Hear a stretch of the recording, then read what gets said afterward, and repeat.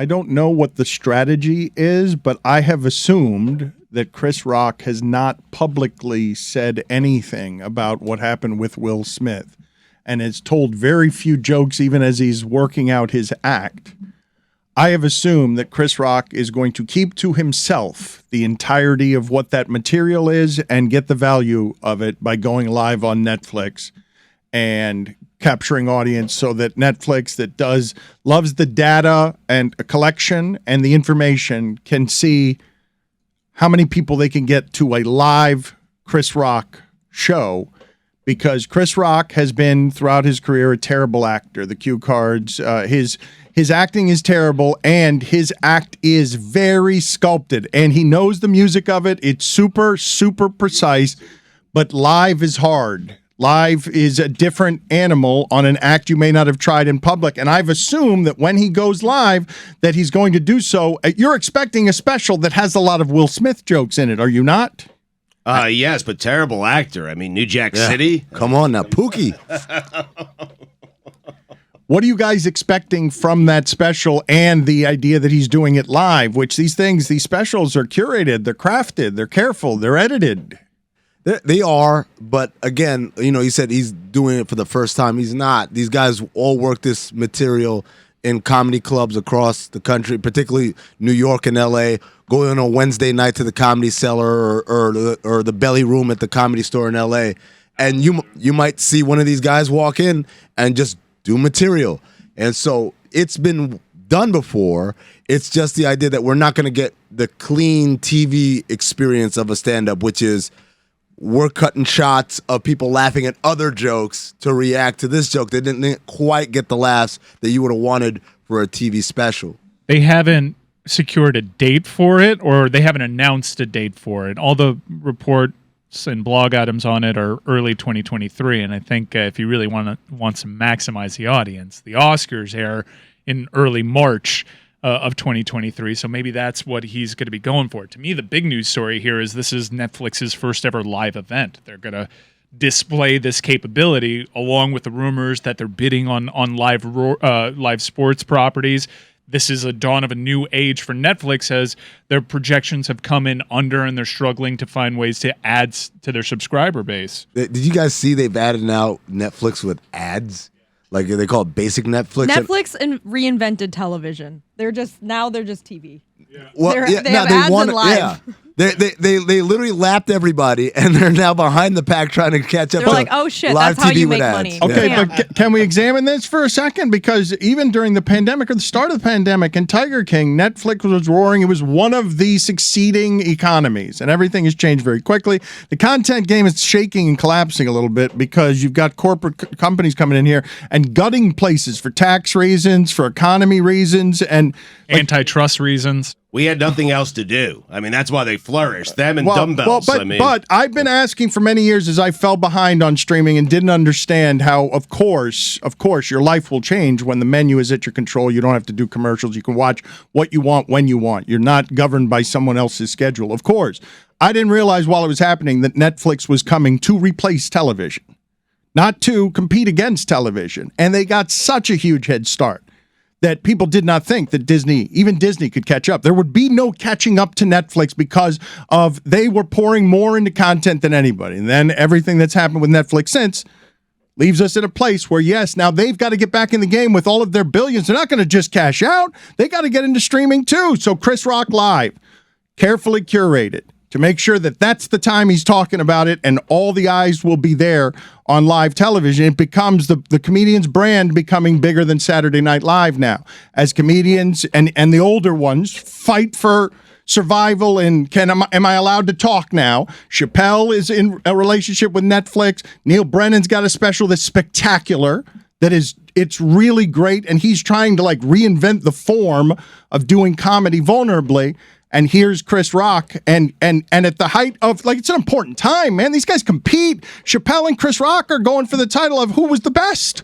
While we were around, Chris Rock has a moment here on live television. Am I Eddie Murphy?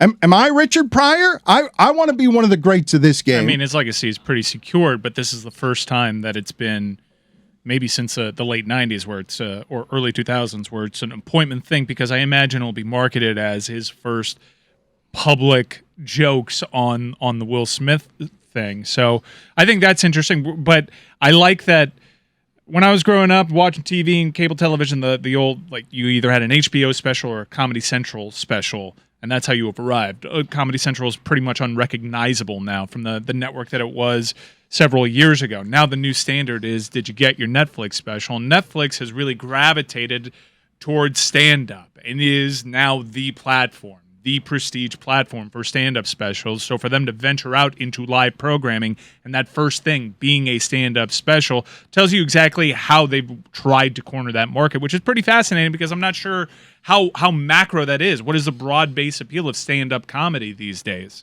And you also have to figure out a way to create destination events if you're these streamers. It's why Peacock spent so much money on the WWE, because there's a destination event once a month and it has a defined subscriber base. But I think what's happened to Netflix is they took everyone else's content, and the people who had the content were like, ooh, secondary revenue for this thing we already made. Thank you. I'll take the cash. Not realizing they were creating this giant, and now everyone has sort of held on to all of their content, and they'd rather create their own streamer. That it's difficult, it loses them money, it's tough to get subscribers, but rather that than fuel the thing that will eventually replace them. So Netflix is looking for destination events like this one. Would Chris Rock be hailed or vilified if he didn't refer to Will Smith at all, not even once? He's bigger than that event. That's not going to define me. I'm not even going to mention it, because the first time I ever saw Jerry Seinfeld live, I was shocked he did not refer to the sitcom, to the eponymous sitcom, once. Zero reference for an hour-and-a-half performance. And is Chris Rock big enough to actually do that, to astonish everybody by not even bringing it up? That's terrible advice from you. I'm asking the question. Would you be disappointed if you went? You Everybody would expect it, be. right? Everybody would be. Well, he's been disappointing crowds left and right, because he's been very actively touring, and he hasn't cracked Hasn't many Will mentioned it, Smith right. jokes. Right. Let me just say, Greg, that's an excellent question. But I just love the idea that you went to go see Jerry Seinfeld. Like, all right, let's get a Kramer reference in here. Oh, that one with a lane. You have to acknowledge master it. your domain. And they're like, nothing. You don't find it odd that Jerry Seinfeld, in an hour-and-a-half stand-up act, doesn't make any reference to the most famous sitcom in the history of television? I did. No. I was surprised. No, and by the way, Greg, I watched Seinfeld stand up right after the show ended, like in 2000, that HBO special. I never once was like, all right, is he gonna mention the black and white cookie? Because I would love a black and white cookie reference right here. Yeah, but you have to mention it. Like, get You over have yourself. to. I went to see Jason Alexander at my temple. It's a weird sentence right there, but I did go to see him at my temple. He did it. And you couldn't ask him any Seinfeld questions. The only reason I went there was because you were in Seinfeld. Yeah, Why, ridiculous. But why That's was it. he at your temple? He was doing some sort of talk at my temple, so I went to it. And what'd you do? You just raised your hand and say, Vandalay Industries. Who came up with that name? They said on the front end, no Seinfeld questions. Oh, get over yourself. Thank you. Please. Yep. And Dan, I love what you're doing with Chris Rock, because you put a lot on the line. And this is the way we should view everything, through sports prism. It seems like a must-win game for Chris Rock. I mean, is he the best ever? Is he Murphy? Is he Pryor? Is he this guy? mean, if he doesn't have a good performance, if he's He's going to destroy lot of Netflix. pressure. Yeah. We talked with Amin yesterday and Mike Schur about Chappelle, and this age is interesting for a number of different reasons. The comedians want the right to be comedians, and can you carry these old guys into comedy in the future? Because Netflix and Netflix is the one that's now funding comedy. Here, comedians, you want to come be a big thing over here? Here's specials. Netflix is what got Chappelle the name of his show back, right? It got him. He asked for it, and the guy running Netflix said, "Okay, you can have your show back." And Netflix has taken the hit on having Chappelle, and the leader of Netflix has said, "Nope, we're going to do comedy over here." Their future kind of depends on it, doesn't it? Netflix didn't spend all those billions of dollars to lose now. Are they going to go fight with the comedians because it's all they got? Well, no, I think their future, saying the future depends on it.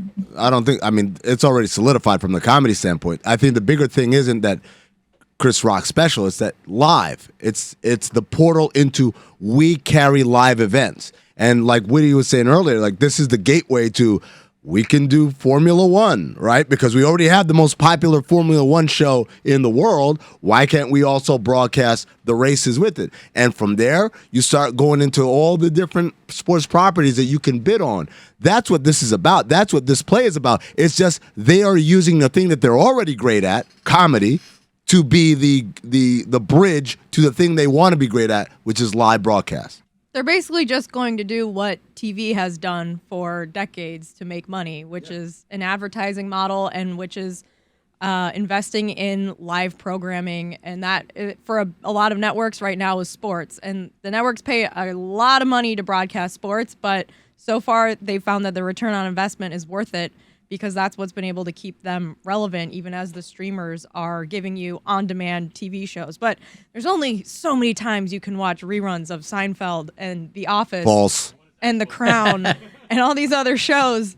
And now it's split up between all of these companies. You end up spending as much money on 10 different streamers as you did your cable package. So that's all Netflix is doing. It's like a lot of these tech companies, they disrupt the market with this new idea, on-demand video, whatever it is. Like, we'll mail you DVDs whenever you want them.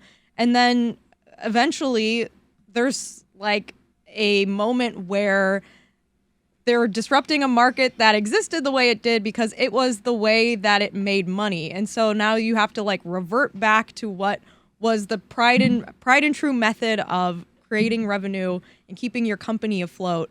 And that's what they're doing. And it's happened to a lot of these new tech companies over the last 20 years that are like, oh, we're going to invent this thing like Uber, but instead of one person getting a car, they're all going to pick up 5 people. It's like, congratulations, that's called a bus. If we had invested in public transportation 20, 30, 40 years ago, instead of everyone gets their own car, we would just have that already in a lot of cities. And instead, it's like, we have these brilliant ideas that don't make a lot of money, and we go back to the thing that we already know works. And that's what Netflix is doing. But live television with Chris Rock. I mean, what are you expecting? He's going to sit it out?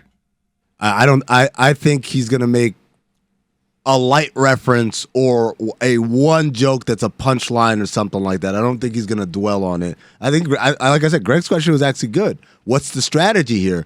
If you're Chris Rock, as big of a moment as that was, you also don't, I mean, it's like, I don't want to turn into the guy that was my one moment and that's all I'm known for. Right. When I'm as great as I am, if I were a smaller comedian or lesser known comedian, maybe I do glom onto that. It's like, this is my ticket to the big time. Yes. But I'm Chris Rock. But Right. I'm asking I'm you, bigger than that. But I'm asking you how competitive these guys are. I'm asking you if you think of how weird a world this is. All these guys are like barbed wire around their insecurities. They're able to be funnier than the bullies. They got to the top of wherever funny resides. They're fighting over the specials. They're fighting over legacy. When you see the Pryor and the Carlin documentaries, you're seeing Chappelle interviewed. When Seinfeld's doing comedians in cars getting coffee, he's talking to all of these guys. They're competitive. Seinfeld has won.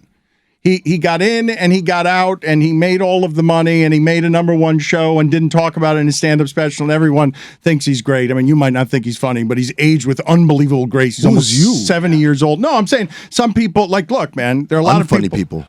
There are a lot of people right now dismissing the funny people, the funny old people, because they're not funny anymore, because whatever the reasons are. In the words of Jerry Seinfeld, you're a cashier. But You don't think they're going to be competitive about this? You don't think Chris Rock is going to go in there saying, this is a moment for me to, like, it's a pressurized moment yeah, but live. they're graded on the era that they excelled. When people talk about Eddie Murphy as a great comedian, he hasn't done a stand-up special Since Raw. Yeah, and what do you always He's reference? still the greatest of you all time, reference though, Raw. Mike. Chris Rock dropped Bigger and Blacker. That's always going to be there. Mitch Hedberg had his Comedy Central stand-up special. They have these seminal pieces of art that they release, and you can always revisit. Andrew Dice Clay had a very short run, but his stand-up specials are revisited because that art is out there. Chris Rock doesn't need to keep going. His legacy is secure. I disagree. Because what the difference is, let's take Eddie and Mitch. Mitch, obviously, because he passed away, and Eddie, because he just doesn't do stand-up anymore. But they rode out on top. Like, all right, peace out, right? You want to know what I was like as a comedian? Here's the catalog. The problem with Chris Rock is he's done specials since then, including the one that was on Netflix a couple of years ago. they just aren't quite as good. So there is a feeling of, man, you lost your fastball. So Dan, you're right. I think there is a pressure to be great. But what I'm telling you is, for someone who is as great as Chris Rock has been, there's no way he's like, I need this to be good. All right, 40 minutes on Will Smith slapping me. Right. Like, because his genius 100%. was say, it would be like saying to LeBron James, hey, this is a must-win game. All right, I better just post up the whole game then. What, you're telling me, LeBron James, I still can't hit jump shots and drive and kick and do all these other things? I have to make it just around the back to the basket game? If I'm Chris Rock negotiating with Netflix, I'm reminding them I'm Chris effing Rock. I'm not going to tell you what my act's going to be. I'm not going to promise I'm going to mention Will Smith. You take me as I am, or you don't. I think he has that power. I think he has that leverage. I do think that we're talking about comedians a lot like it's sports, because right It's now the it's best, just yes. a bunch of men arguing about which man is better. Yeah. That's right. I mean, Amin has Eddie Murphy going out like John Elway. I mean, it's fantastic. I'm Chris Rock. I have to make an entire special about slap jokes. Who you crapping? Exactly. Yeah.